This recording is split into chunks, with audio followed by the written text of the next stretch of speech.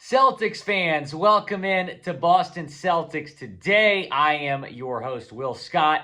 A little at-home edition here on a Sunday afternoon. And even though I'm not in the office, I am at home. I wanted to get you guys a video today because there has been a lot of trade buzz involving the Boston Celtics, and we are days away from the 2023 NBA trade deadline. So here's what I want y'all to do. I know most of y'all are probably subscribed to the channel, but I also know most of y'all do not have your notifications turned on. Only 15% of you have turned on your notifications. So because it's up, because the trade deadline is coming up, the best way to stay in the loop with Celtics news and Celtics trade rumors is by turning on your notifications. So you're going to go below this video, hit that notification bell, set notifications to all. You might have to go into your settings on your iPhone or Android and turn on YouTube notifications as well. But if you do that, you're going to get an alert on your phone whenever we go live, potentially if the Celtics make a huge move, or whenever we put out a video. So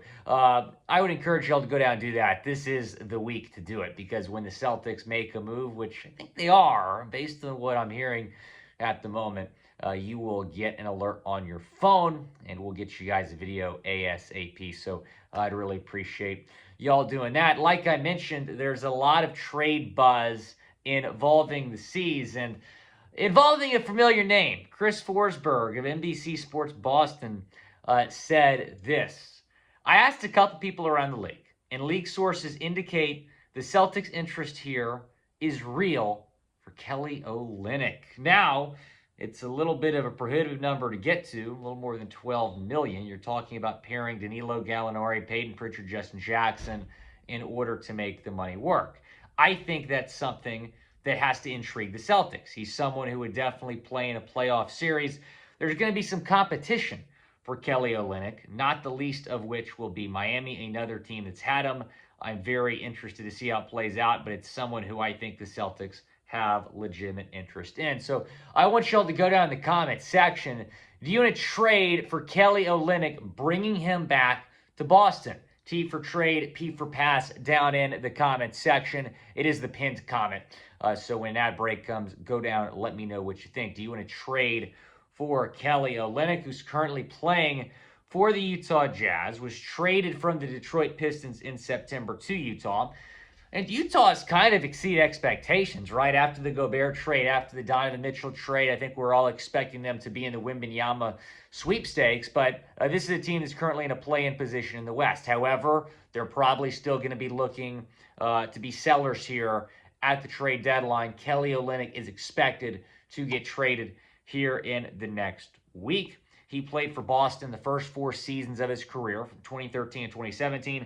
Then, as Forsberg mentioned, he played for the Miami Heat for a couple seasons as well, for 4 seasons, and the Heat are involved in trade talks as well. The Warriors are another team that's been linked to Olynyk, but it's looking like this is going to come down between 2 of Olynyk's former teams, the C's and the Miami Heat. The Heat are going to be even more aggressive than the Celtics at the trade deadline. In fact, they've also been linked to Kyrie Irving, who we're going to talk about, not as a Celtics target, don't worry, but we'll mention the Kyrie Irving rumors here later on in the show. But Olynyk is a great player, still averaging over 11 points per game this season, 5 rebounds per game, 3.3 assists per game, shooting nearly 49% from the floor. And I think we can all agree that the Celtics probably could use some more depth down low, either at the 4 or the 5. Olynyk could play the 4 off the bench at a high level. I think he'd be a great guy to bring off the bench and be a piece on your team, a valuable piece on your team, especially when it comes time to play in the NBA playoffs. Olynyk has played in plenty of big games in his career. I think he would be a great fit. Not only do you need some depth at the 4, but he's a guy that you already have plenty of familiarity with. He loves Boston. He's commented several times since he left the Celtics how much he enjoyed playing in Boston.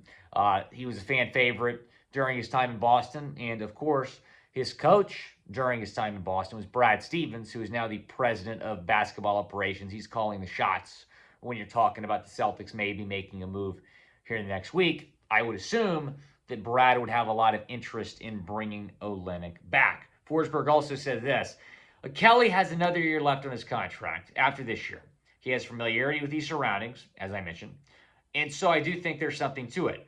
The best thing I can say is Kelly would give you versatility at both the forward center positions. He can play with anybody. Play with Robert Williams, play with Al Horford, and can play with Grant Williams. Now, before we get into more about Olynyk, I want y'all to go down and tell me who's your top trade target for the Celtics. Is it Olynyk? If not, go down and let me know. Who do you want the Celtics to trade for here in the next week? The more I think about Kelly Olynyk, admittedly, like he wasn't a guy I'm like, man, I really want to trade for him.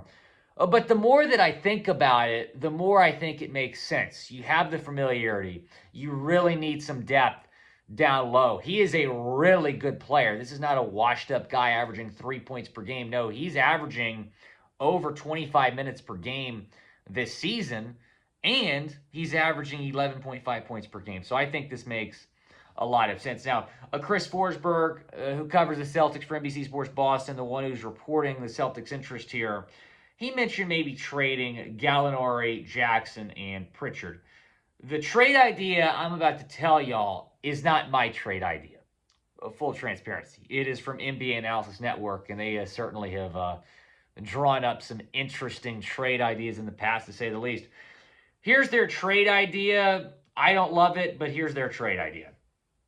Utah Jazz receive Danilo Gallinari, Blake Griffin, Payton Pritchard, and a 2025 first-round pick. The Celtics would get Kelly Olynyk, nothing else. So would you do this trade? Y for yes, N for no, down in the comment section.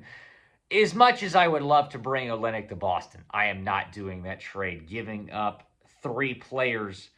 Granted, Gallinari hasn't played this year. He's coming off the torn ACL. He's looking great in his recovery, but he's not going to play this year. So the thinking with including Gallo in a deal for Olynyk or anyone else is you would shed his contract, right? You would, it would help out with the money situation, and you have to clear up some money to make this work, as Forsberg mentioned. Now, Gallinari has been around the Celtics. He's been in the training room. He has been with the team during his recovery. So trading him after he took somewhat of a pay cut to sign with you last year, I don't know how I feel about it. But if that's what it takes to get a deal done at the deadline, then I'm probably for it. It depends on the other pieces in the deal. Blake Griffin, I understand he hasn't had that big of a role. I don't know if the Jazz would be interested in taking him on, but you might have to include him to make the money work.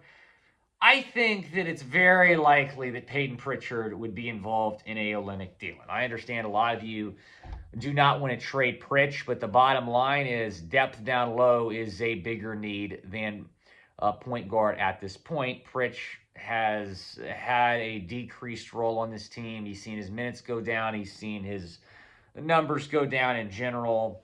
So I would expect him to be involved in a deal, not to mention Danny Ainge, who drafted him. He's over in Utah now. So that's worth noting. The 2025 first-round pick, yeah, I mean, that's a no-brainer. I think if you have to give that up to get a guy like Kelly Olynyk, you do it. I don't know how realistic it is that you're going to send 3 players in a first-round pick, though, for Kelly Olynyk. Now, the money is what's complicated, right? You got to clear up some money to make that work. But we'll see what the Celtics opt to do. I think they'll probably trade the 2025 first-round pick and Payton Pritchard, the very least, to get that deal done. And maybe they'll receive a second-round pick in the future or something as well. I'm not sure. Here's some other names to watch here ahead of the NBA trade deadline. Jakob Poeltl is a name that continues to be linked to the Celtics. In fact, we told you last week that the Celtics actually offered a deal for Jakob Poeltl. Clearly, it hasn't gotten done yet, but the Celtics have continued interest in Poeltl. Naz Reid is a guy that I kind of continue to bring up. I would really like Naz Reid. The latest on Reid is that he is struggling with negotiations with Minnesota to sign an extension there. Minnesota wants to get an extension done, but apparently they're not giving Reid what he wants. He wants at least $10 million per year, which I think is a no-brainer. He's averaging over 10 points per game this year. He's having a career year. I would certainly give Naz Reid that money to be a backup center on your team. And then Kyrie Irving. Obviously, he's not going to get traded to the Celtics, But still, you're going to see some ripple effects from a potential Kyrie Irving trade. Could a third team get involved if the Mavericks, the Lakers, or the Clippers want to strike a deal here for the former Celtics guard? It's funny. I was reading something yesterday. Kyrie Irving destroys every team he leaves. I think the Celtics are doing just fine without Kyrie Irving, but it's certainly a lot of drama unfolding there in Brooklyn, and Brooklyn was looking like a legitimate threat to the Celtics, maybe to win the East. But if Kyrie leaves, as good as Cam Thomas played last night, I don't see them really being much of a threat in the East if Kyrie Irving gets traded. So we'll see. Maybe the Celtics will be a third team in a deal, but either way, you're going to see some effects around the league when that deal goes down, which it's certainly looking like a Kyrie Irving deal is going to go down. Chris Haynes is actually reporting that the Nets are going to sit Kyrie the rest of the week until a deal gets done there. So, though there's some other names to watch, I would say if the Celtics do make a move, and the Celtics are in a unique spot right now because they really don't have to make a trade. They're really good. They're honestly, dare I say, too good, where they don't need to make a trade. But I still think you can add some more depth down low, and I believe that doing that with Naz Reid or I don't really think Jakob Poeltl is that realistic at this point, to be honest, but maybe Naz Reid or Kelly Olynyk more realistic. So, again, go down and subscribe to the channel. Turn on your notifications. We're going to have you covered with videos every single day this week about the latest Boston Celtics trade rumors. And if the Celtics make a move, you best believe we're going to be the first Celtics YouTube video to get y'all a video on that. So go down and subscribe. This has been Will Scott. Appreciate you all tuning in. Have a great rest of your weekend. I'll talk to you tomorrow. We're going to continue to see more guys linked to the Celtics throughout the week, but Kelly Olynyk, certainly an intriguing name here that's come up just days before the NBA trade deadline.